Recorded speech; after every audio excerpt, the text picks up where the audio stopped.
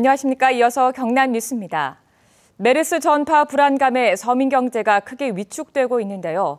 이런 가운데 메르스 의심자 발생이 크게 줄어 추가 확진 환자가 나오지만 않으면 진정 국면에 접어들 것으로 예상됩니다. 보도에 천연수 기자입니다.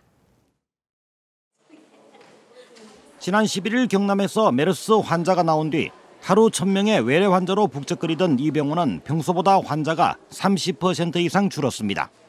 안심병원으로 지정까지 됐지만 막연한 불안감에 환자들이 진료를 미루는 것입니다.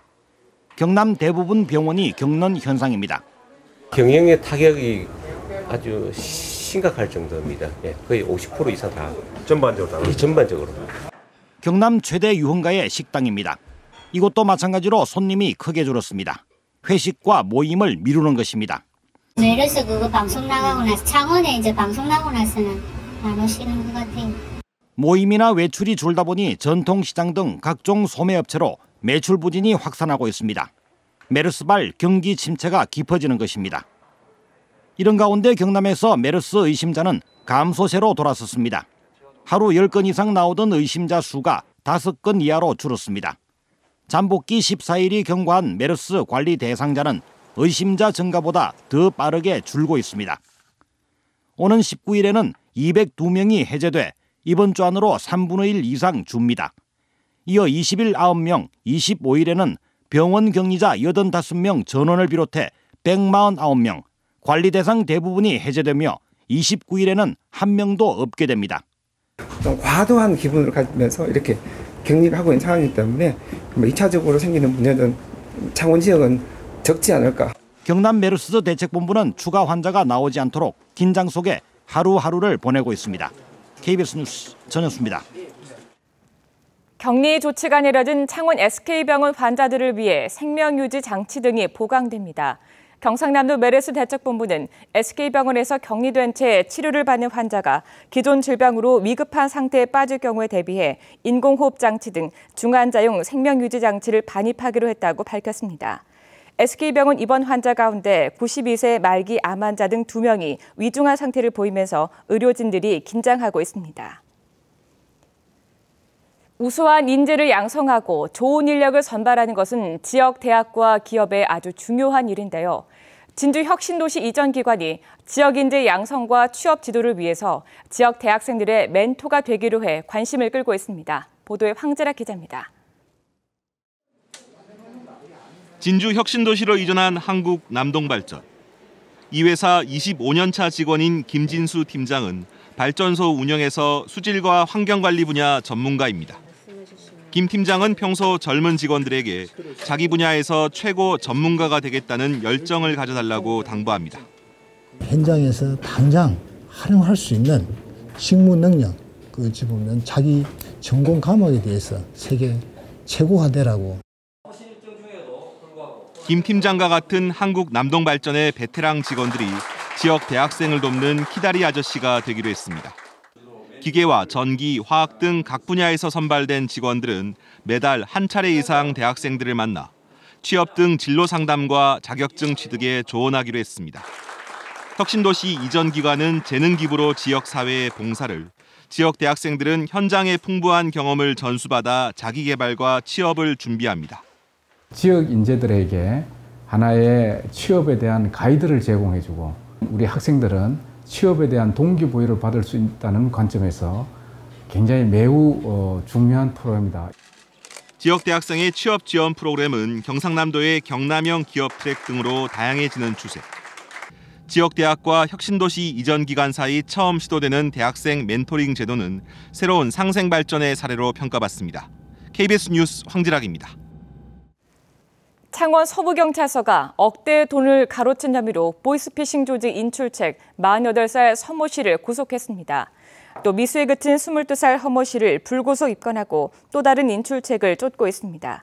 이들은 지난달 고철업자들에게 고철을 싸게 판다고 전화해 속이는 수법으로 보이스피싱에 가담해 7차례에 걸쳐 1억 5천만 원을 자신들의 통장으로 입금받아 그 일부를 보이스피싱 일당에게 건넨 혐의를 받고 있습니다.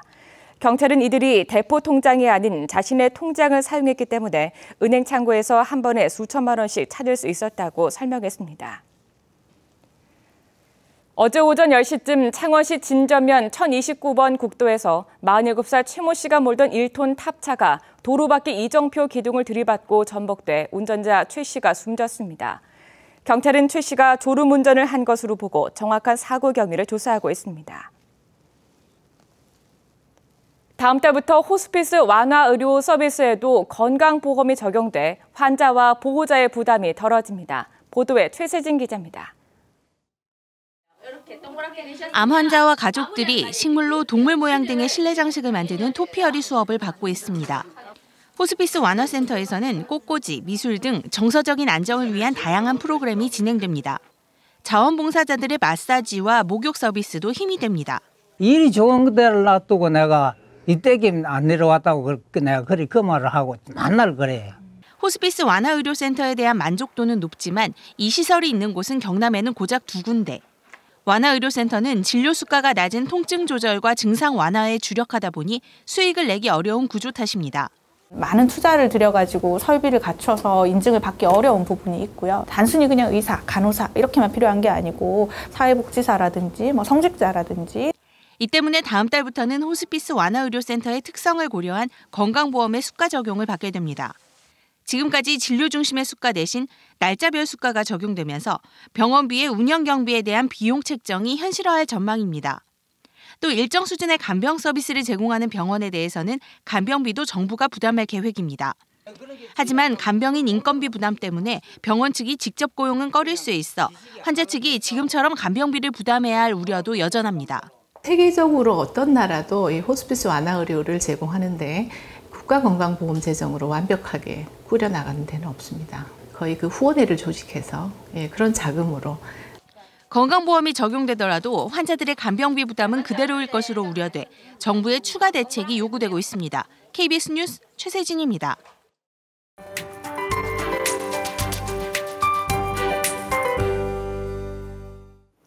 요즘은 맑은 하늘을 보기가 어려운데요. 기압골의 영향을 받으면서 구름량이 많아졌기 때문입니다.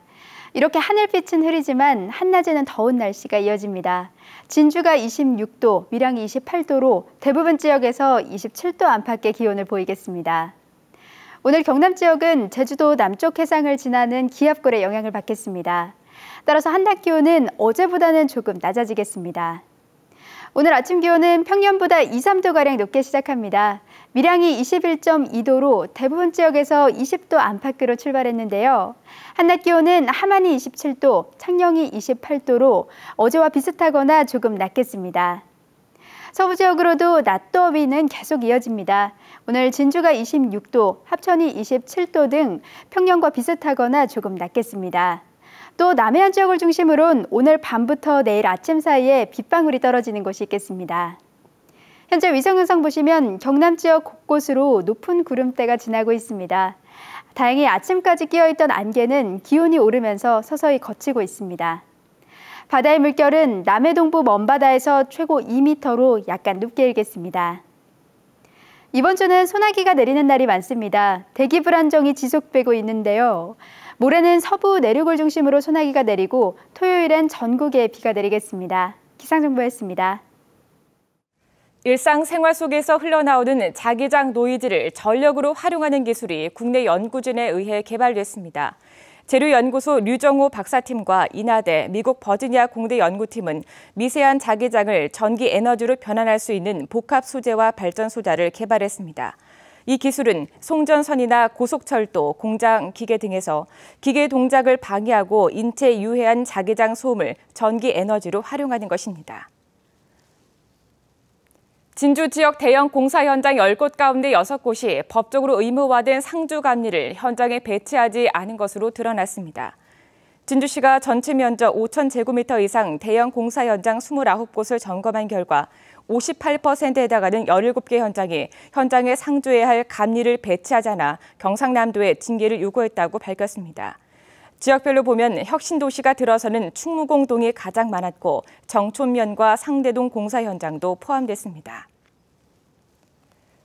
한때 1,000곳에 육박했던 김해 지역 어린이집이 갈수록 줄고 있습니다. 김해시는 지난달 말 현재 지역의 어린이집은 820곳으로 2013년 987곳에서 2년 사이 167곳이 줄었다고 밝혔습니다. 김해 시는 원화수에 비해서 어린이집 수가 많아 운영 사정이 상대적으로 어려운 가정 어린이집과 민간 어린이집 위주로 줄고 있다고 분석했습니다. 통영경찰서가 지난 3월부터 석 달 동안 지명수배 사건 143건을 검거해 도내 경찰서 가운데 기소중지 특별검거 실적 1위를 차지했다고 밝혔습니다. 경남지방경찰청은 지난 3월부터 석 달 동안 성폭력 범죄와 민생침해 범죄 등 도피 중인 수배자를 대상으로 기소중지자 특별검거 기간을 운영했습니다. 하동 송림공원이 다음 달부터 전면 개방됩니다. 하동구는 지난 1991년부터 3년 간격으로 시행하던 하동 송림공원의 자연휴식연제를 다음 달 1일부터 전면 해제하고 일반에 개방한다고 밝혔습니다. 1745년에 조성된 하동 송림은 270여 년 된 노송 630여 그루 등 총 940여 그루의 소나무가 자라고 있고 2005년 천연 기념물 제445호로 승격됐습니다. 10명의 서예 작가가 참여하는 제9회 오도행 10인 10세기 오늘까지 창원 갤러리 필에서 전시됩니다. 2015 현장 스케치 기행전이 오늘부터 엿새 동안 창원 성산 아트홀에서 전시됩니다. 거제 문화예술회관 소극장에서 오는 22일 오후 2시부터 추억의 영화 7년 만의 외출을 무료로 상영합니다. KBS 뉴스를 마칩니다. 고맙습니다.